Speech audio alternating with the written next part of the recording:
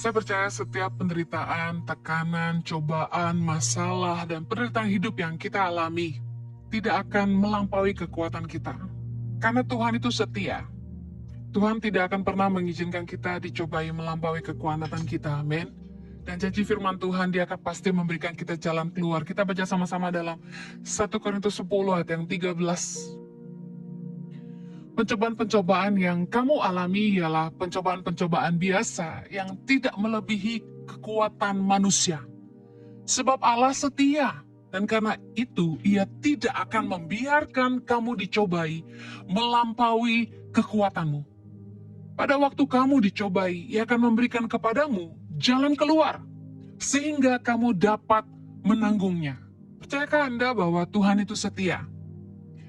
Kalau Anda terus berpegang teguh kepada iman dan keyakinan bahwa Tuhan itu Tuhan yang setia, percayai firman Tuhan ini, bahwa Tuhan gak akan pernah membiarkan kita dicobai melampaui kekuatan kita. Dan bahkan ketika kita dicobai, Tuhan itu setia. Dia pasti akan menyediakan kepada kita jalan keluar. Amen. Nah, saya percaya penderitaan hidup yang tidak ada habis-habisnya, kesusahan, badai, tekanan, masalah yang kita hadapi dalam hidup, kadang-kadang tuh terasa kayak tidak kunjung selesai gitu loh. Pasti ada yang teriak sama Tuhan, Tuhan kapan sih saya tuh berhenti miskin gitu kan? Tuhan sampai kapan sih saya tuh harus susah seperti ini gitu? Sampai kapan saya harus ngontrak? Kapan saya bisa punya rumah sendiri Tuhan? Kapan sih saya bisa nyekolahin anak-anak saya di sekolah yang layak gitu? Pasti banyak yang teriak sama Tuhan, Tuhan, kapan penyakit saya sembuh gitu? Udah nggak sanggup lagi. Pasti banyak yang teriak karena bayar cicilan rumah begitu berat. Tuhan, sesak gitu, mau makan aja harus ngirit. Kadang-kadang kepengen ngajak keluarga makan di luar, kelihatannya kok ngirit. Sampai uang kita tuh tinggal sedikit, kita nggak bisa bawa mereka keluar gitu. Mungkin ada yang pasangannya tuh nggak kunjung-kunjung berubah gitu ya. Ya, udah diimanin, udah jadi teladan, udah. Tapi suami, istri nggak berubah-berubah Bu Heni gitu. Selingkuh lagi gitu. Suami kasar gitu ya, suka pukul. Saya harus setia dan bertahan sampai kapan? Banyak nih beberapa wanita teriak ke saya gitu. Ada anak-anak yang teriak, saya nggak tahan dengan orang tua saya, terlalu memaksakan kehendak gitu. Saya harus kerja, harus setor ke orang tua. Bagaimana dengan masa depan saya? Banyak orang-orang yang teriak dengan masa depan mereka. Mungkin ada yang membutuhkan uang untuk biaya kuliah gitu. Putus asa, Tuhan saya harus cari uang kemana? Mungkin ada yang teriak bilang, Tuhan hutangku kok nggak lunas-lunas, sampai kapan gitu. Kayaknya kerja tuh udah sampai capek gitu ya. Ada yang mungkin yang butuh kerja, cari kerja, kok nggak dapet gitu. Udah berjuang, kirim CV sana-sini, udah coba ini itu, tapi belum ada jalannya. Ada pekerjaan bisnis yang mungkin nggak lancar, udah coba bisnis ini nggak jalan, bisnis itu nggak jalan, bisnis ini nggak jalan gitu. Saya harus kerja apa? Baru kemarin ada seorang ibu minta doakan karena dia seorang janda dan dia dikasih modal ruko, tapi dia nggak tahu harus bisnis apa. Dia udah coba usaha ini itu nggak jalan. Kemudian mungkin ada yang sebenarnya nggak betah sama tempat pekerjaannya karena tempat pekerjaannya toksik gitu ya, bosnya toksik, teman-teman toksik, udah nggak tahan tapi butuh uang. Kemudian ada juga mungkin yang udah kerja keras nih, tapi atasan gak menghargai gitu. Gak pernah kasih bonus lebih, juga gak naik-naik posisi. Mungkin banyak yang teriak sama Tuhan, Tuhan udah gak kuat, udah gak tahan, kami sesak. Mari kuatkan hati kita di hadapan Tuhan. Teguhkan hatimu, jangan menyerah, jangan putus asa.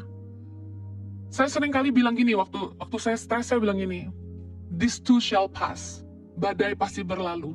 Amin. Saya percaya bahwa kasih setia Tuhan itu akan membuat semua badai dalam hidup kita itu berlalu. Dia akan menolong kita supaya kita keluar jadi pemenang. Saya ingin banget inspiring orang-orang di tempat kerja yang mungkin tertekan dalam pekerjaannya, punya atasan yang nggak baik gitu ya, gaji juga kecil, posisi juga nggak naik-naik, teman-teman juga toksik. Saya ingin bilang gini, Kolose 3 ayat 23 sampai 24 tuh bilang gini, apapun juga yang kamu perbuat, perbuatlah dengan segenap hatimu, seperti untuk Tuhan dan bukan untuk manusia. Ini ayat yang penting nih, ayat 24. Kamu tahu bahwa dari Tuhanlah kamu akan menerima bagian yang ditentukan bagimu sebagai upah. Kristus adalah Tuhan dan kamu hambanya. Jadi ketika kita susah, di tengah-tengah penderitaan kita butuh uang. Masalah terbanyak kita tuh kalau bukan hubungan, uang, itu dia. Dengar baik, mari berusaha, kerja keras. Di dalam bekerja dengan segenap hati. Seperti untuk Tuhan dan bukan untuk manusia. Bayangkan, harus segenap hati seperti apa tuh kalau itu buat Tuhan. Segenap hatimu. Yakini ini, imanmu harusnya di sini, ayat 24. Kamu harus yakin bahwa Tuhanlah yang menentukan bagian yang kamu akan peroleh sebagai upah.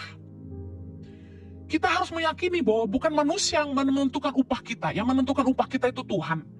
Mungkin gajimu segini, tapi Tuhan itu sanggup melimpahkan kekayaan dari bangsa-bangsa ke dalam hidupmu. Tuhan sanggup mengirimkan kekayaan dari utara, selatan, timur, dan barat dalam hidupmu. Jangan taruh imanmu pada selip gajimu. Bekerjalah sungguh-sungguh. Seperti untuk Tuhan. Percayalah yang menentukan upah kita itu Tuhan. Katakan amin.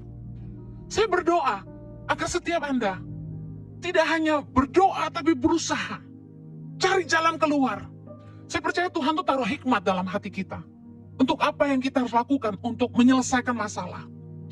Saya percaya tekanan masalah, ujian, pencobaan yang kita hadapi hanya memurnikan iman kita. Membentuk kita jadi lebih indah. Dan membuat kita semakin kuat di dalam Tuhan. Iman kita semakin bertumbuh dan iman kita semakin teguh. Dan ini yang paling penting. Mengizinkan kita untuk punya pengalaman pribadi dengan Tuhan. Justru proses kehidupan yang membuat kita tuh semakin mengandalkan Tuhan. Belajar bergantung sama Tuhan. Satu-satunya yang jadi andalan dalam hidup kita. Satu-satunya kekuatan. Coba Anda lihat, ketika Anda mengalami masalah, Anda terjepit, Anda tertekan, doa aja beda. Nyembah aja beda. Bisa sampai meler-meler. Anda doa sepenuh hati. Anda nyanyi dengan sepenuh hati. Beda dengan ketika semuanya baik-baik aja. Ayo jujur aja. Oleh karena itu, jangan sampai tunggu masalah datang baru kita sungguh-sungguh cari Tuhan. Tetaplah andalkan Tuhan. Di tengah badai kehidupan Anda saat ini, saya ingin kasih satu ayat. 2 Tawari 15 ayat yang ke-7. Tetapi kamu ini, kuatkanlah hatimu. Jangan lemah semangatmu. Karena ada upah bagi usahamu. Katakan amin. Mungkin saat ini jerih lelahmu kayaknya belum membuahkan hasil. Jangan jadi lemah.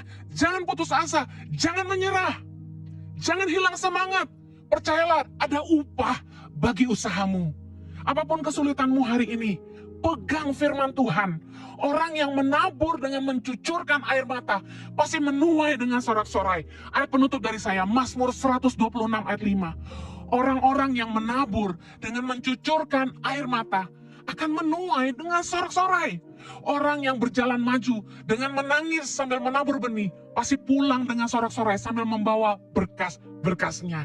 Saya percaya orang-orang yang sungguh-sungguh menabur, orang yang sungguh-sungguh mengandalkan Tuhan, orang-orang yang bekerja dengan sepenuh hati, orang-orang yang berdoa bagi pasangannya, saya percaya Tuhan akan mengizinkan Anda mengalami jawaban Tuhan. Waktunya terindah, Anda akan menuai dengan sorak-sorai. Katakan amin.